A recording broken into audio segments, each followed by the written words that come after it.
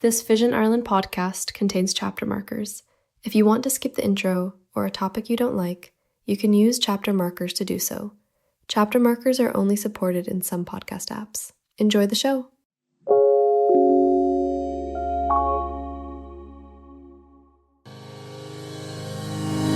Welcome to Talking Technology with VI Labs. At VI Labs, we believe technology is the single greatest enabler for people with sight loss and all disabilities. If you're looking for the latest news and conversation on tech from a more accessible perspective, you've come to the right place.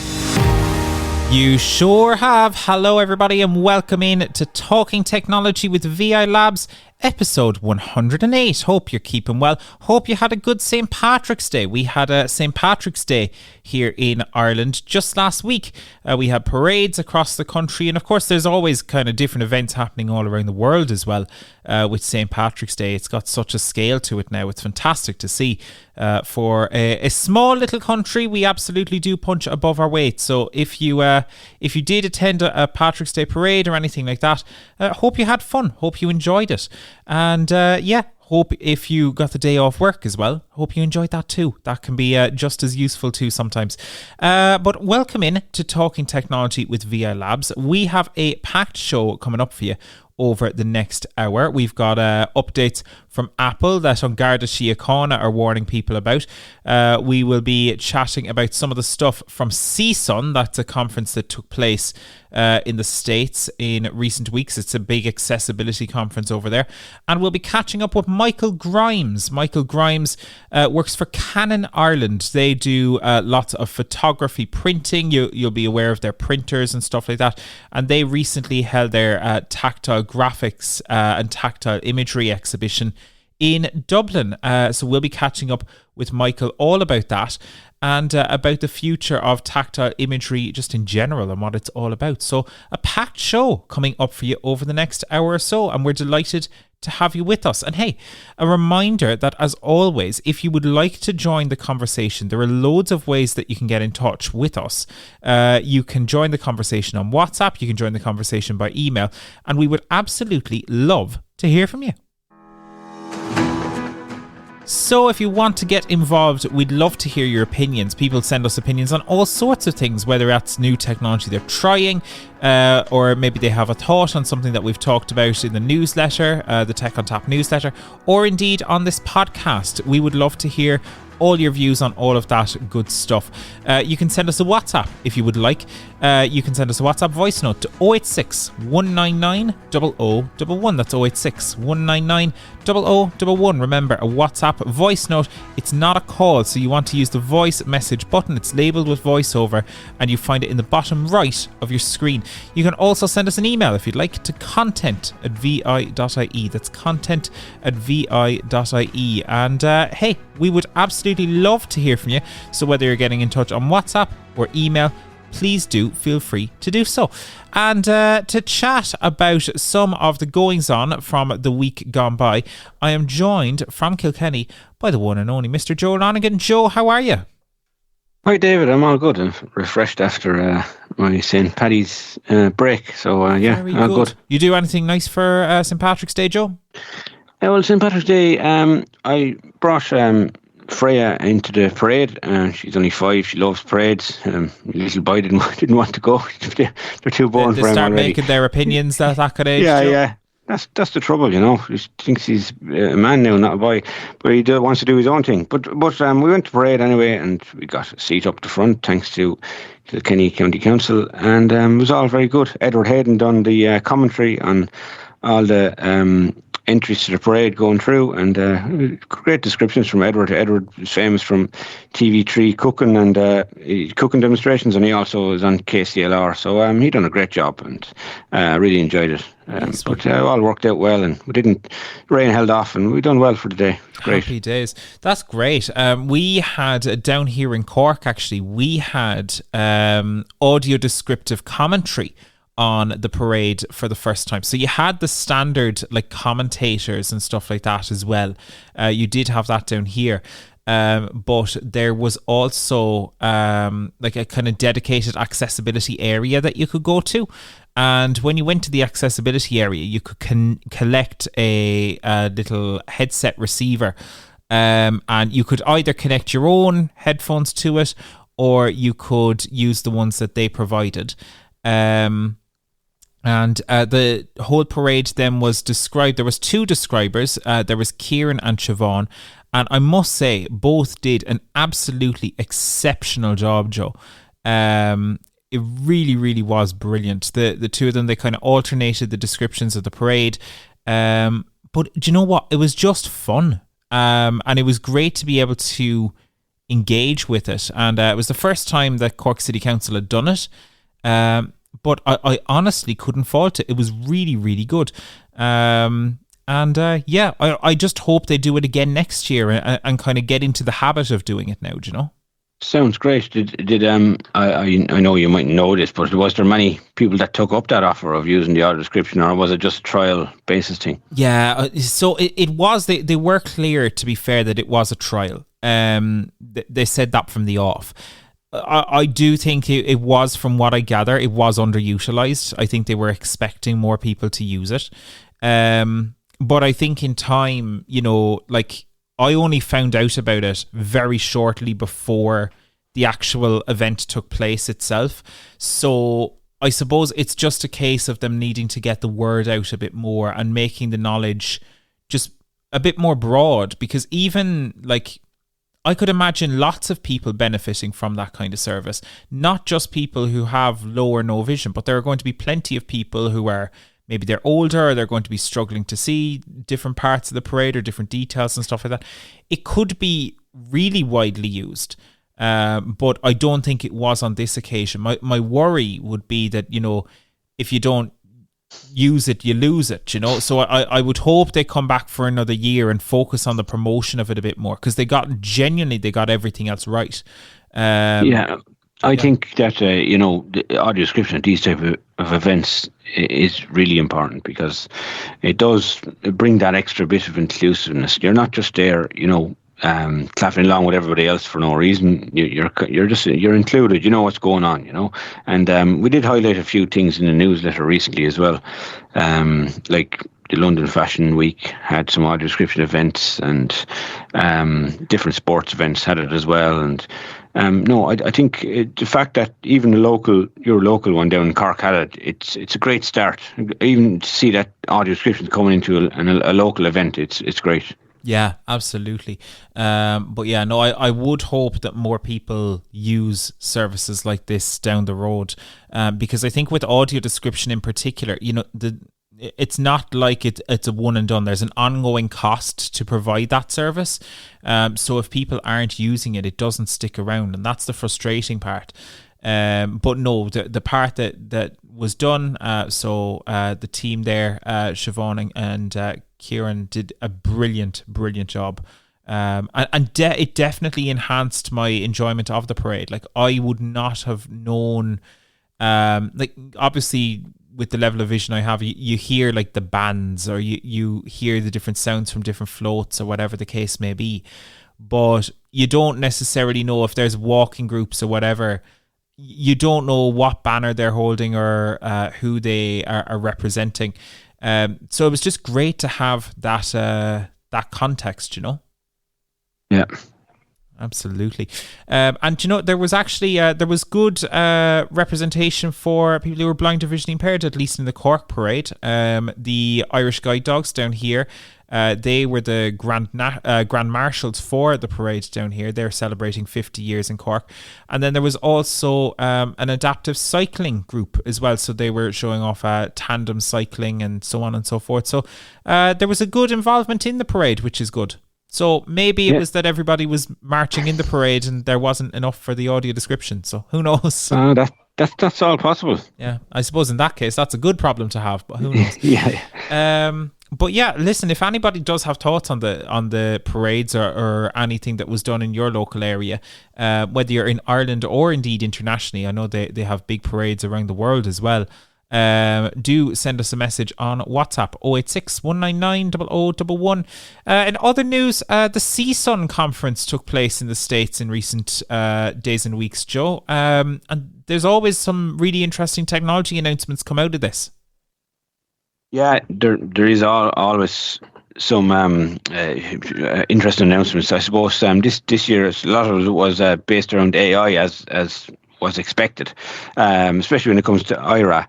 I suppose they help with people to do tasks through their app, and they give personal assistance through the app and stuff. And they're semi-integrated through the Meta glasses, but they made an announcement that they will be fully integrated, and you can call them directly through the Meta glasses by the end of March.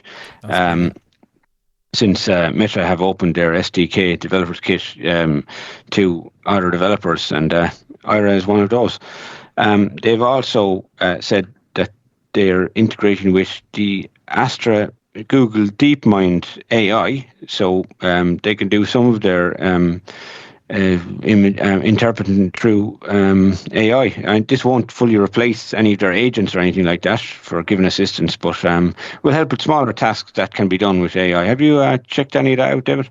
So I've been on the waiting list for IRA's Project Astra for a while, and I've not been accepted. So of late, I actually use IRA quite a bit. I pay for an IRA subscription. And I found them, to their credit, actually, back to St. Patrick's Day, they were very useful, just navigating even around the barriers and finding the accessibility area and stuff like that. So I find them really good. But there was a banner in the app for the longest time to sign up for the waiting list for Project Astra. So this is the collaboration between IRA and Google. That banner has now disappeared in the app, for me at least, but I still don't seem to have access to any of it. So my worry is it going to actually come to the EU?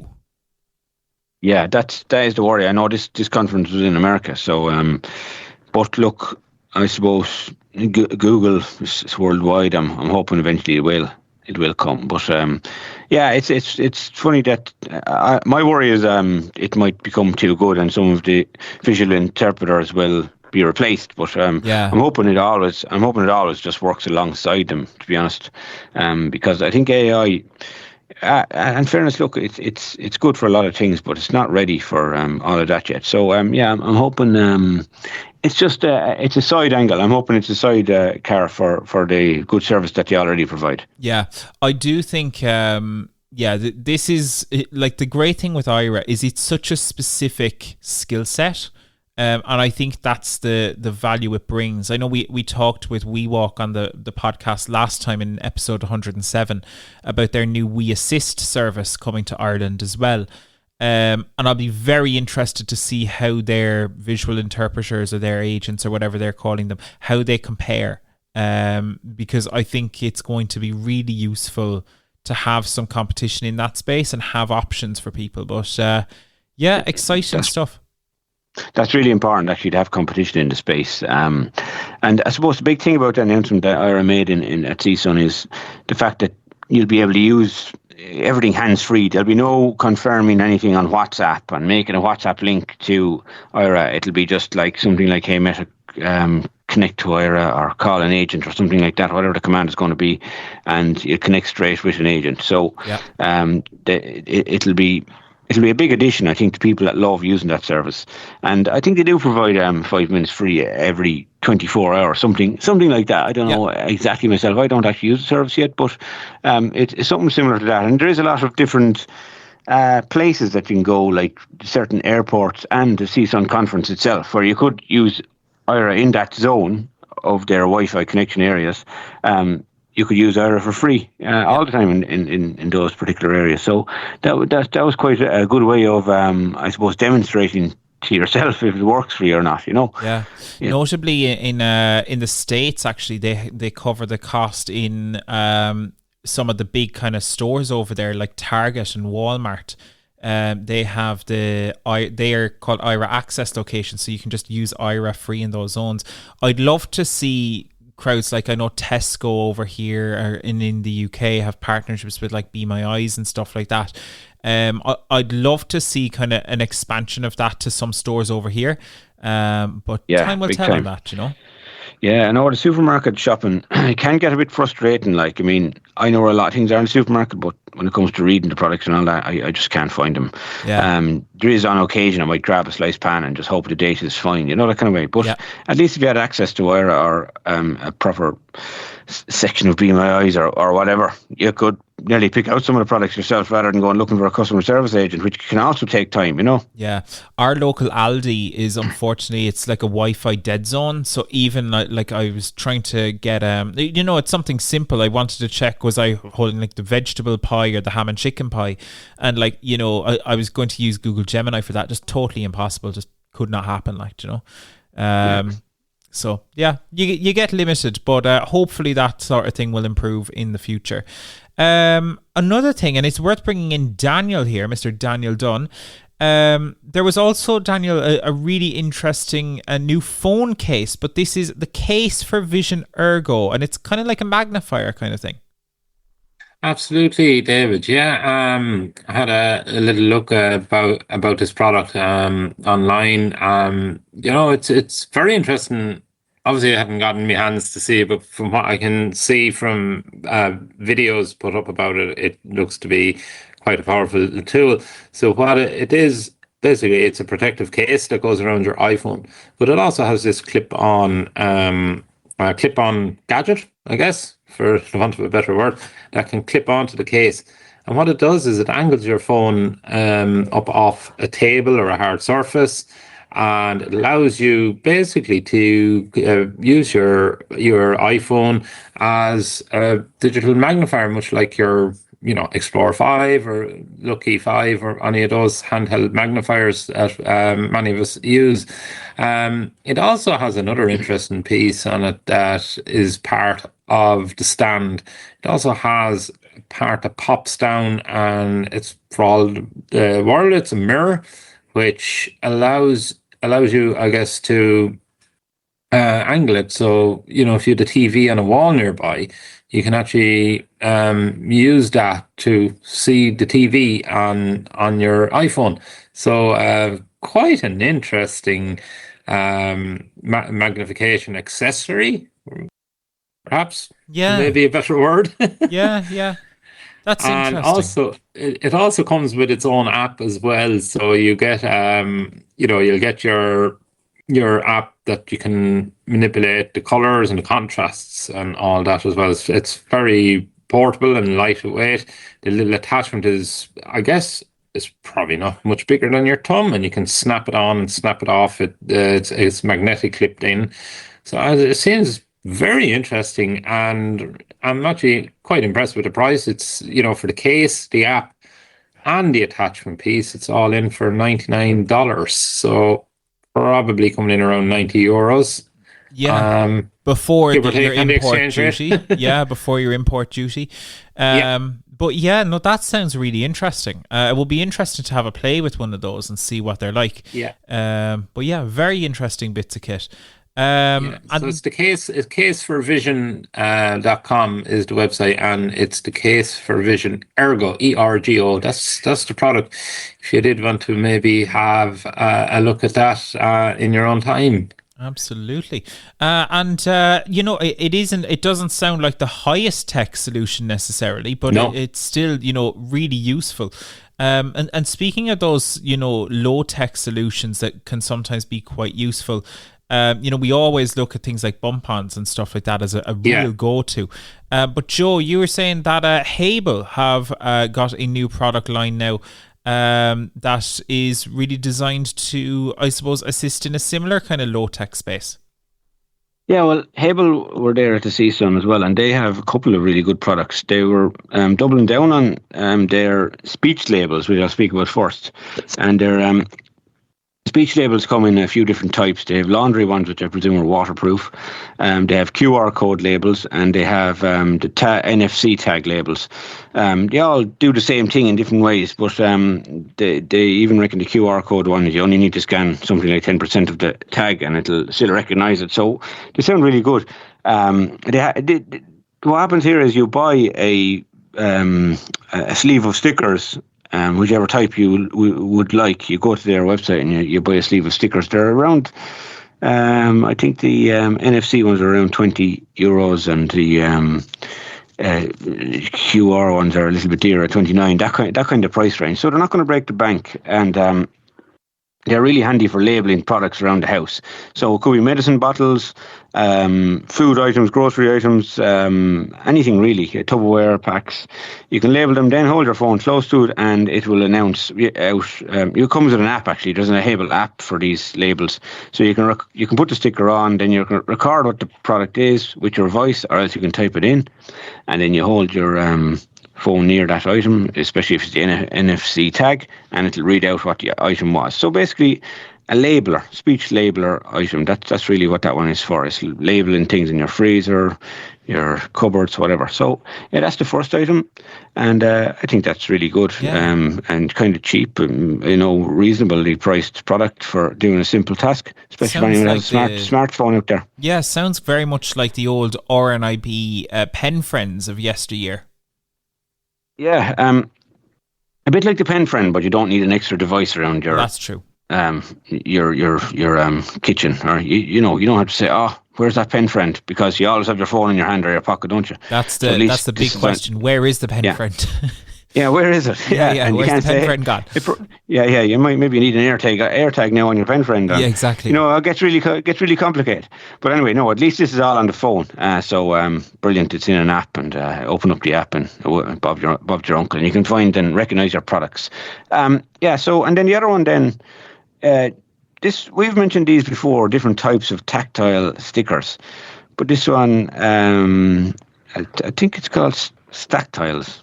So these are like tactile stickers that you can put on touchscreen items in your home, like appliances and things like that. Everything's gone touchscreen, as you know. It's just a trend, the way life has gone. Everything is smooth aesthetics and touchscreen and built in that direction. And there's only a handful of companies that are thinking of us and putting built-in voice synthetic speech into these items. I know Samsung might be one of them, and a couple of others, but that's about it. So we have to think of other ways of making our appliances more accessible. So this is another excellent product from Habel. They haven't actually been released yet. They're coming very soon, but they did talk about them at CSUN. So these little stickers will stick to your touch screens. They'll have arrows, plus and minus, or play symbol, stop symbols, or it could be heat, whatever. They have a load of stickers anyway with different symbols on them and shapes, and some of them have maybe are smooth and some are rough, just to let you distinguish one button from another. And they are, according to Habel, they're very sticky. They don't come off easily. They're waterproof, which is going to be a massive help, actually, considering you're working with appliances and you need to be cleaned a lot. Yeah. And this is one of those low tech solutions that I love, actually, because I have these kind of bump-ons everywhere, but there was a similar thing before, wasn't there, Joe? Yeah, Halo tactile markers. But the trouble is, they're not easy to get over here in Ireland. You can go to certain websites to purchase them, but you could be paying customs, and they could be double the price over here, and postage and all that kind of crack. But at the end of the day, I think if these are easier to get here in the EU and Ireland, it sounds like they might be a more reasonable option. Yeah. And I'd love to try them. When they come out, I am going to try them. Absolutely. An interesting one. And time will tell on that. As we say, sometimes it's the lower tech solutions that make the biggest difference. There was also loads of techie stuff. Selvis, they announced a new update there to the BrailleSense lineup, the BrailleSense 7. And there's been loads of different bits on the Braille front as well. Lots of talk about the HumanWare Braille Note Evolve. So that's the new Braille device there from HumanWare. Lots of talk about that too. So really interesting stuff. But yeah, I'm really interested to see as well. Be My Eyes have announced the Be My Eyes Foundation. This is a new service or a new organization, in fact, that they are setting up that wants to really try and improve free access to technology and the world by those who are blind or visually impaired. So very interested to see what that leads to. BMI seem to announce something new every week, don't they? I think they're just really active in the accessibility world. They're just so they're just so busy and trend setting. So that'll be another interesting one to look at. Absolutely. Who knows? So yeah, lots of stuff from CSUN, and there is definitely you could talk about CSUN all day. I'd love to go to the event at some point. Apparently the tickets are like over 500 quid, Joe. And that's not including your trip to America. But yeah, interesting stuff. And who knows, one of these days, maybe we'll get to go to CSUN and explore some of that cool stuff.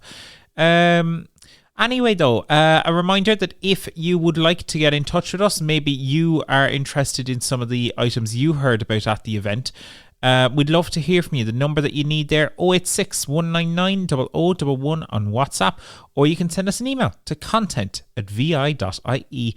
Righto, moving on then, you may have heard, we've talked about it on the podcast before, about the Sight Unseen photo exhibition. Notably, I wound up on the news because of this. But yeah, we had the Sight Unseen photo exhibition. It took place in Dublin. And these were all tactile images. So they were images that you could feel, and they had braille next to them and so on and so forth. Really interesting event. And it was largely organised by the people at Canon, and in this case, Canon Ireland. So to learn a little bit more about the event, I caught up with Michael Grimes, who did a lot of the groundwork around the event, just to learn a little bit more about tactile graphics and indeed World Unseen. So Michael, you're very welcome to Talking Technology. So you're working for Canon Ireland. So I guess before we talk about the World Unseen exhibition and all of the really cool stuff you're doing around tactile imagery, do you want to tell us a little bit about Canon first of all? Absolutely, and thank you for inviting me on, David. I'm Michael Grimes. I work for Canon Ireland. We're supported by Canon UK. So we, you'd know Canon for, I suppose, cameras, maybe some home desktop printers, maybe some office technology as well. And I suppose there's a lot more to the Canon's kind of bow. We are over 54% of Canon's global turnover is related to print and information management solutions. So print is huge, and that's not just your home printing, it's everything up to industrial printing for book printers, for example, to flatbed printing, which is what we'll talk about today, with tactile printing or signage printing or posters, and everything in between there. And there also are some other sides to Canon's business. The information management solutions is huge. We would be very successful here in Ireland within that, and that's making information, I suppose, work for people.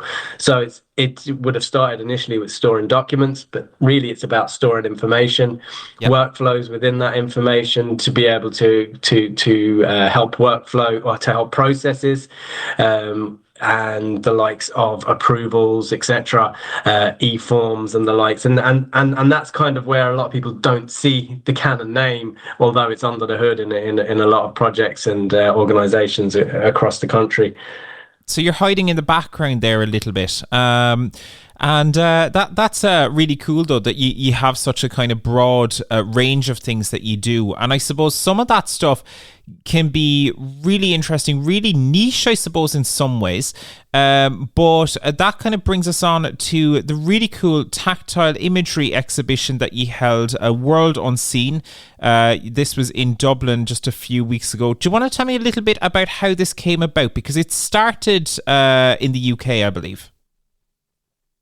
Yeah, absolutely, David. Yeah, it started in 2024 in Somerset House, a gallery in England, as you say. That was really, really successful, and it's actually been displayed now in, I think, over 32, we're probably 33 venues across Europe, Middle East, and Asia, including the International Drupa, which is the print show, the largest print show of its kind in Europe.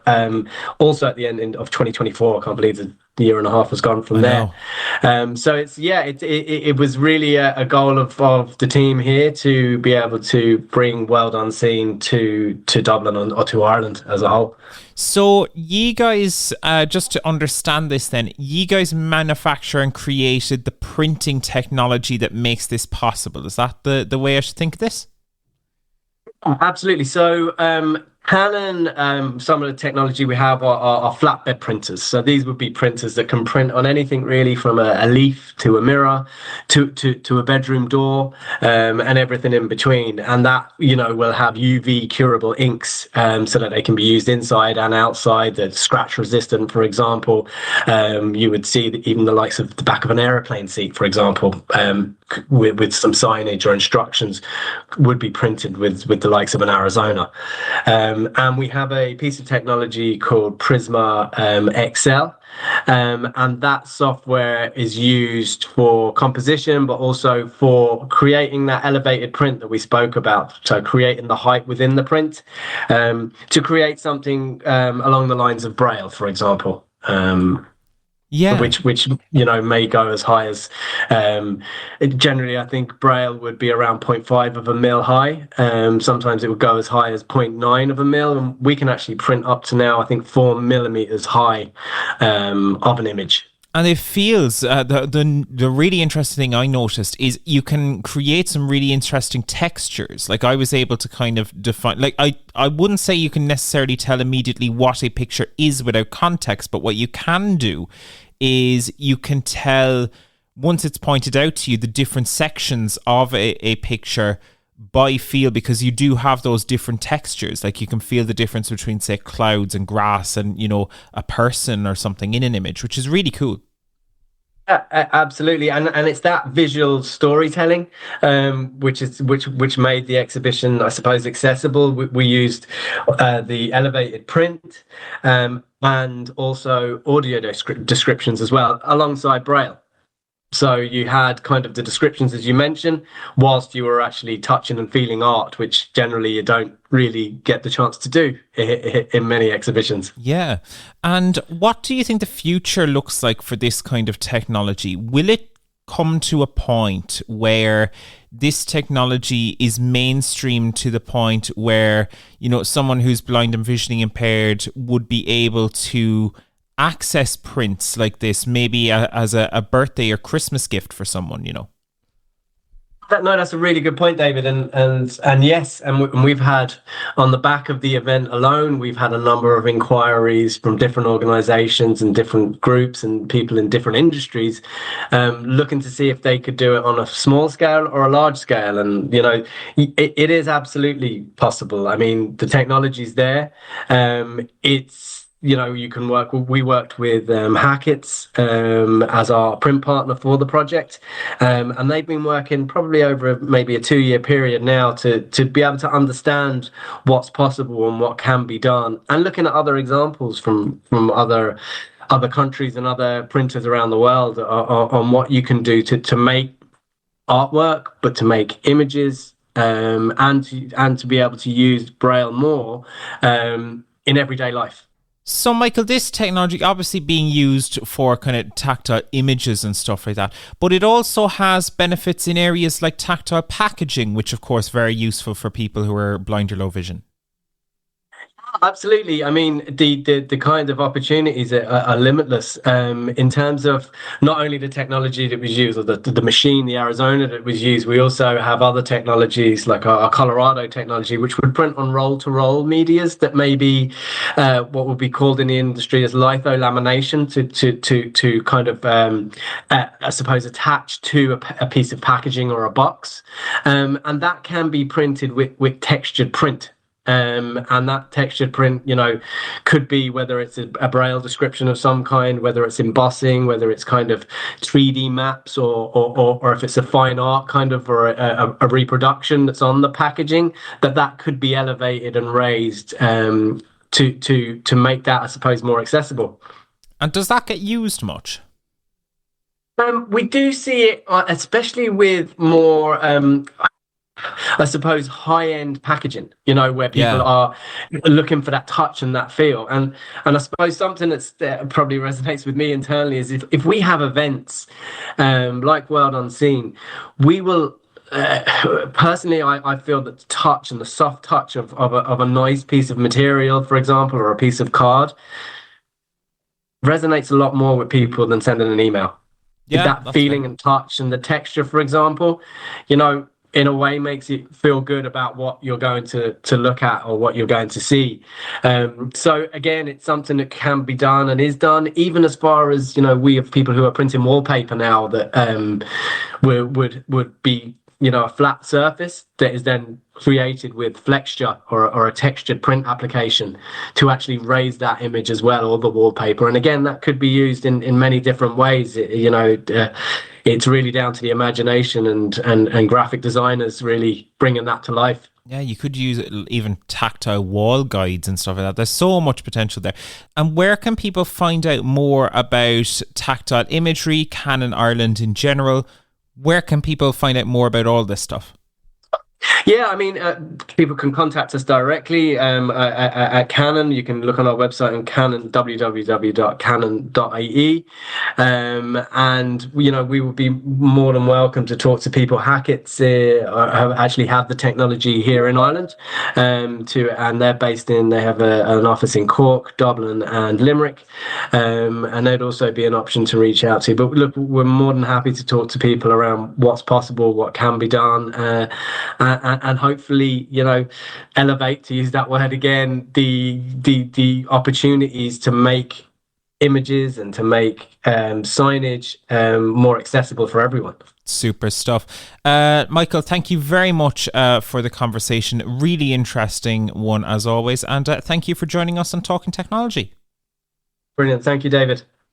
Thanks again to Michael Grimes and indeed the entire team at Canon for that conversation. It's really interesting just learning more about what's happening in this space and learning how kind of new technology can help out in this space. I know, there's been a few attempts before and sometimes it's easy to feel a bit jaded by, so many attempts to try and make tactile imagery or tactile graphics, more mainstream.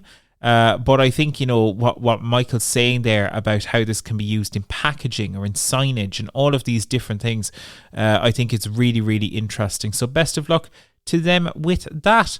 A reminder that if you would like to get in touch with us, maybe you got to go to the World Unseen exhibition, or you've experienced it in the past, maybe in some other countries. It's done tours about the place in recent years. As Michael was saying, you can find out more on their website, but you can also send us an email or a voice message with your thoughts. The number that you need there, 086 199 0011 on WhatsApp, or you can send us an email to content@vi.ie.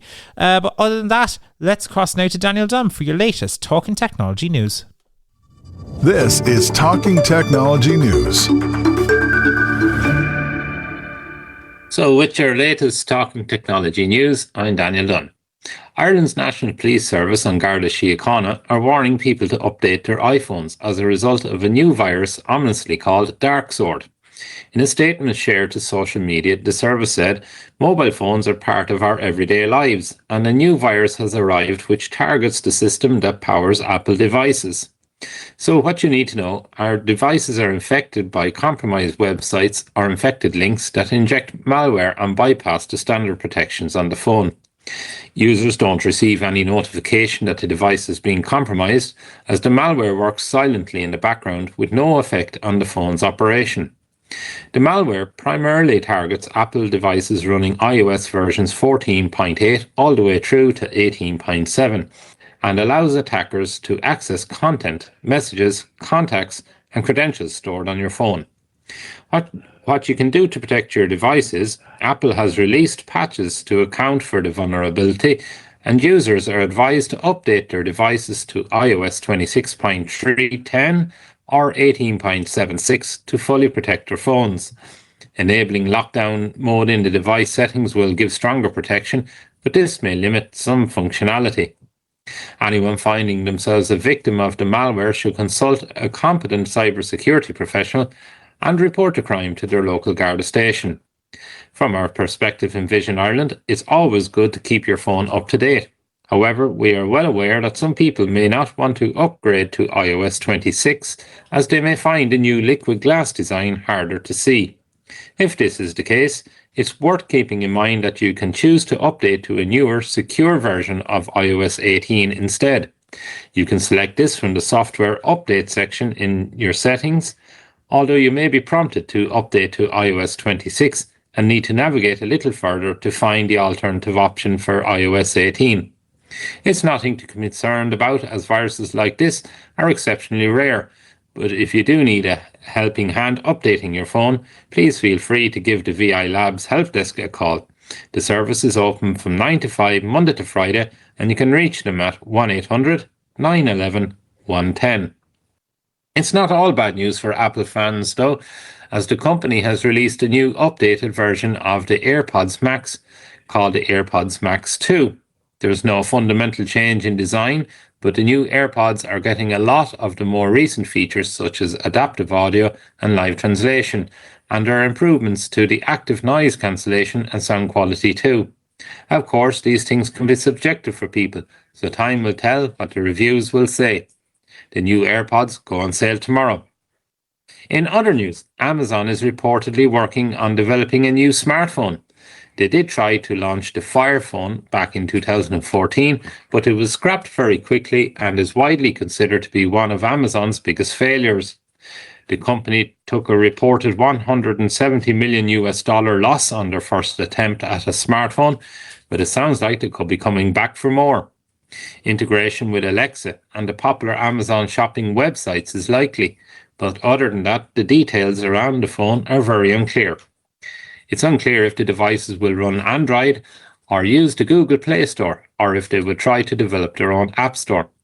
There have also been suggestions that the phone could just use AI and have no need for apps in the traditional sense. The truth is, a lot is still up in the air. It would be interesting to see if Amazon could bring anything new or revolutionary to the accessibility space while developing a smartphone. They do have device view screen reader already on some of their devices, but might we see even more screen reader competition? Time will tell. Phones are required to have accessibility features by law inside the EU now, so there are exciting times ahead for sure. Could you ever see yourself switching to a completely new style of smartphone or AI device, or do you have a loyalty to your existing solution? Let us know with a WhatsApp voice note. As always, we have a number of upcoming courses that you can check out here in VIA Labs. So, on the 26th of March, we've got Introduction to Entertainment Apps. On the 27th of March, we've got a Technology Support Hub where you can link in with an IT trainer for 15 minutes to ask the questions of your choice. And on the 31st of March, we've got Online Shopping Tips and Tricks. Then Tap and Go using your phone for everyday payments is on the 2nd of April. Accessible Podcasts is on the 9th of April. Accessible Mobile Phone Options is on the 10th of April. And Connecting with Others through WhatsApp is on the 14th of April. These are the upcoming courses that we have on offer, and if you would like to join any of those, please do send an email to training@vi.ie. That's training@vi.ie. Finally, for now, we have a new update that has been released for Meta glasses, introducing some new features. Unfortunately, some of the improvements are limited to the US and Canada, but the update is still available for those of us in Ireland too. The new version 1.123 update introduces new features in 3 core areas. You can now get much more information about snow sports. Live translation is available in some extra languages, and you can have more natural conversations with Meta AI by interrupting the glasses without the need to say, "Hey Meta," again. The more natural conversation is the biggest update for glasses users, but unfortunately it is only available in the US and Canada currently. Excitingly, however, third-party app integrations on the glasses seem to be getting closer. A number of companies such as Aira and ScribeMe have been showing demos of their tools working on the glasses, so hopefully we should see those improvements coming as soon as possible. How would you like to see the glasses improve? Let us know with a WhatsApp voice note.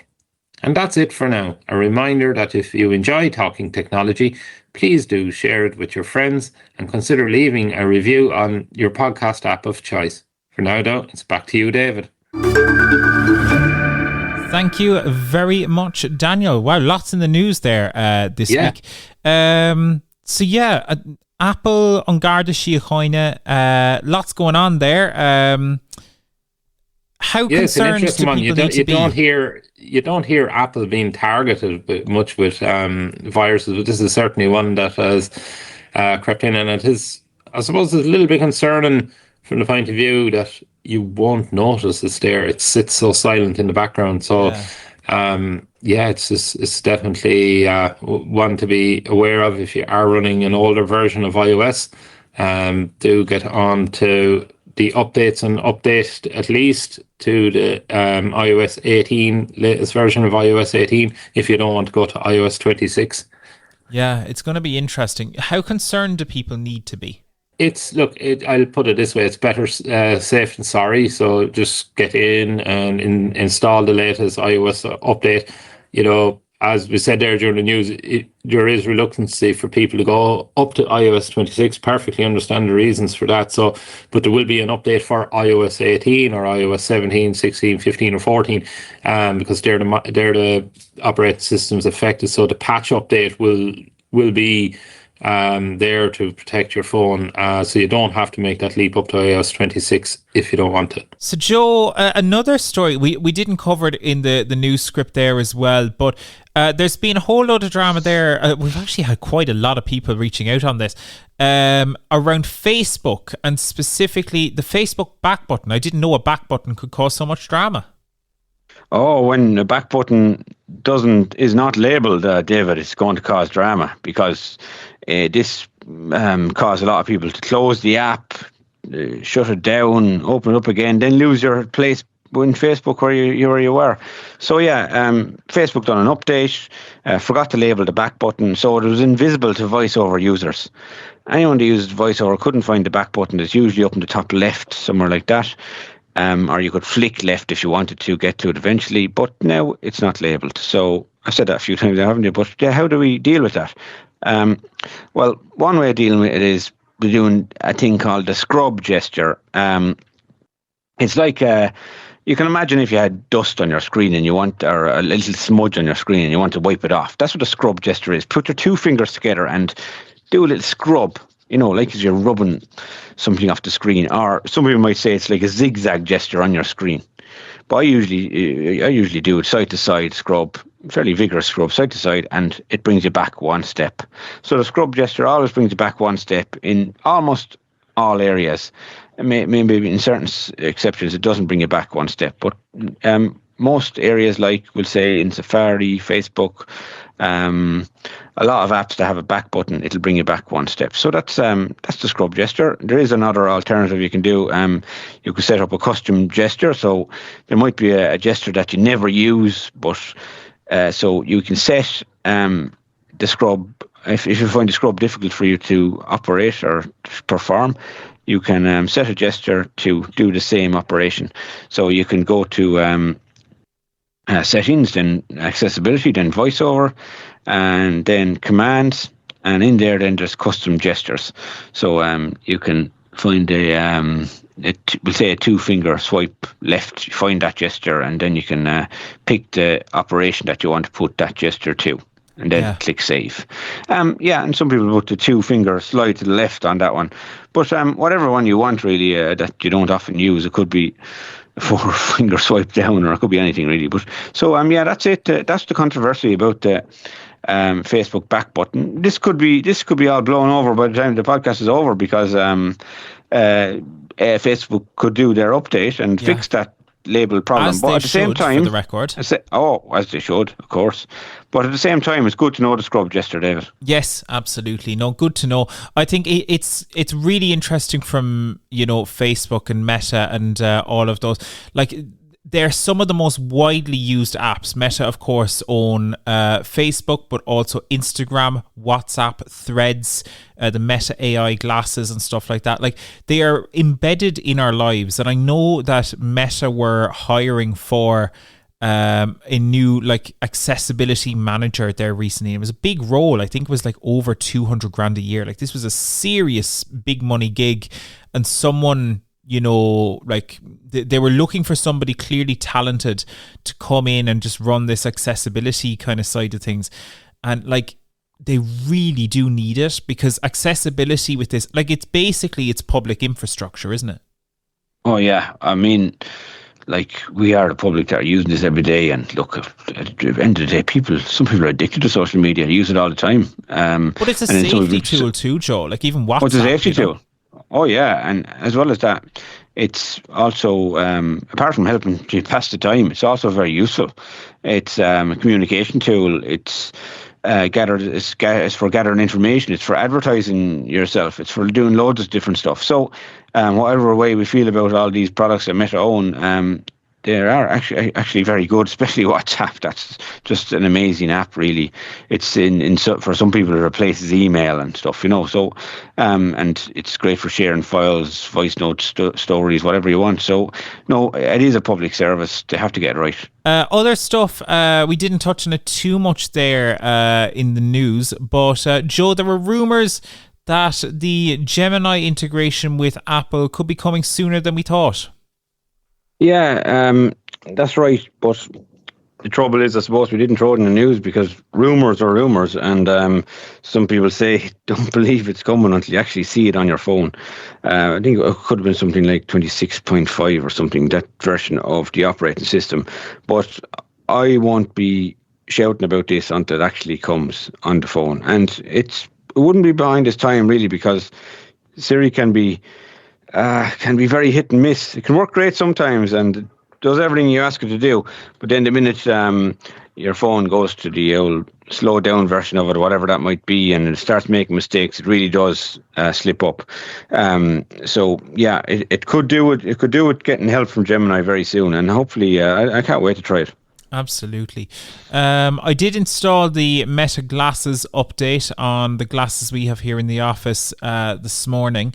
It didn't change anything fundamentally, at least for us. But I think the exciting one is going to be when those third-party apps start coming to the glasses. We talked about Ira earlier on, but there's so much potential, Joe, isn't there? Yeah, that's going to be really exciting. And there's another app that a lot of people have been trying lately, Scribe Me. I wouldn't push anyone towards it yet. It's only in beta mode, but and it's kind of closed as well to newer people at the moment. You can go on a waiting list. But this Scribe Me gives you a live assist option. I know it's heavy on the battery, but it will tell you what's happening around you in real time.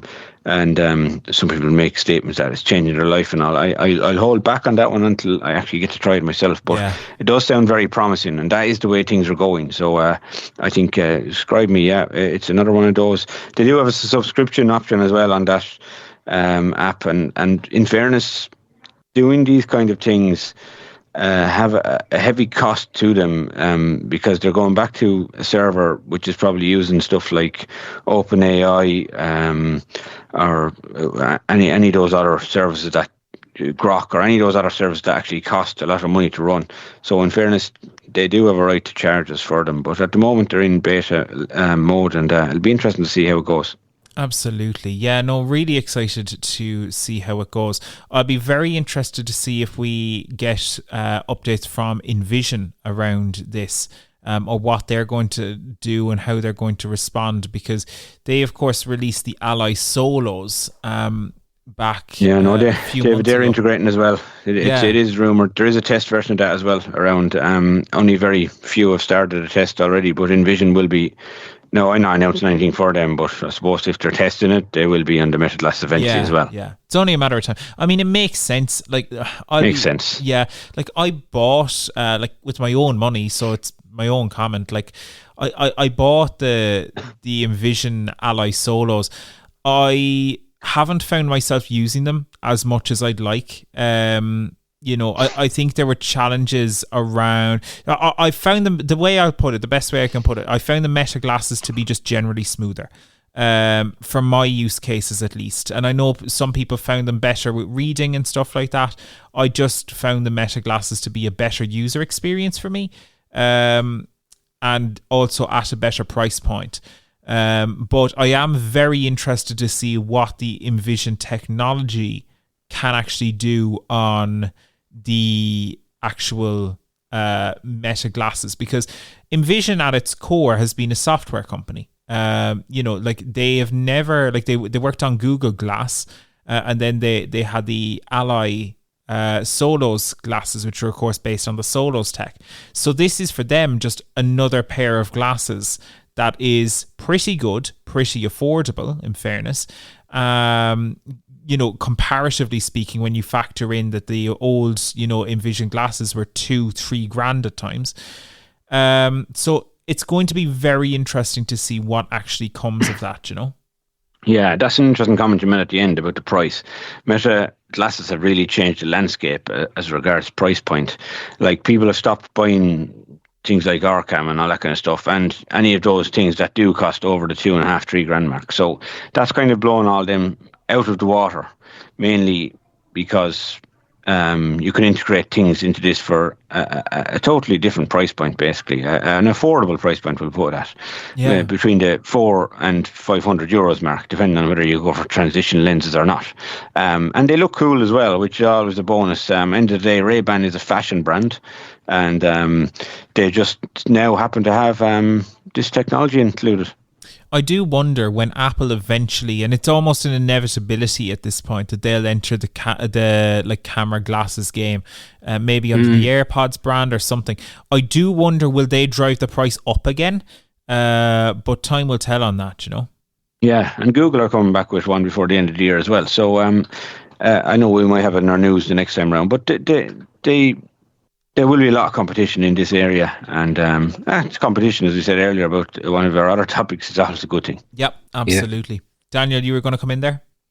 Yeah, no, that's going to be a very interesting one when Apple enter the smart glasses, and will they also send, the backbone behind the AI behind the glasses? Will that be also Gemini?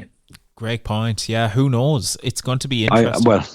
That's only natural, I think. If Siri, if you're going to be calling out the, hey, yes, I don't want to activate everybody. I won't activate everybody's phone because I'll stop them listening to us.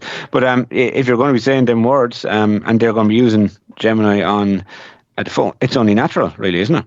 I think, messing aside, wouldn't the Siri Spectacles be a brilliant name for the devices? Like, way better than Apple Glass or something like that, because they already have Vision Pro. So, the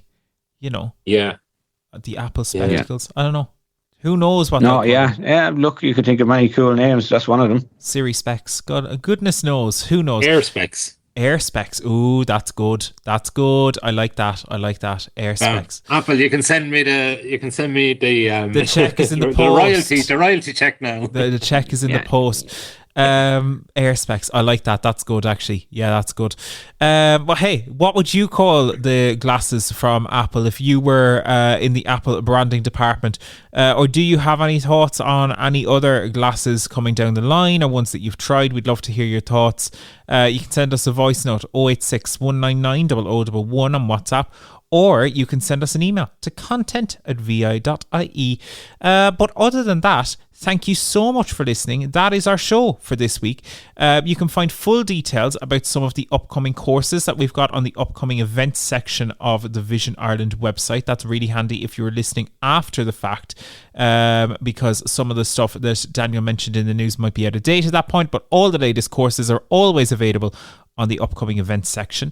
You can also sign up online for our technology newsletter, Tech on Tap. We publish that every Thursday now. So we used to do it on the Friday, but now it is on Thursdays. So you can sign up for that as well. Just search Labs Newsletter Sign Up from Vision Ireland on Google, and you will find that there as well. So loads of technology content from Vision Ireland. We really do appreciate you listening, sharing, both sharing the podcast with friends and sharing your thoughts as well with us. We really do love that. So thank you so much. But for now, that is our show. We hope you have a great week, and we will be back in 2 weeks' time for another episode of Talking Technology with VI Labs. See you then. Thanks for listening to the Talking Technology podcast with VI Labs. If you'd like to support our show, please visit vi.ie/donate. Talking Technology is proudly sponsored by IA Labs, the market leader in digital accessibility services. IA Labs, digital inclusion, your legal obligation.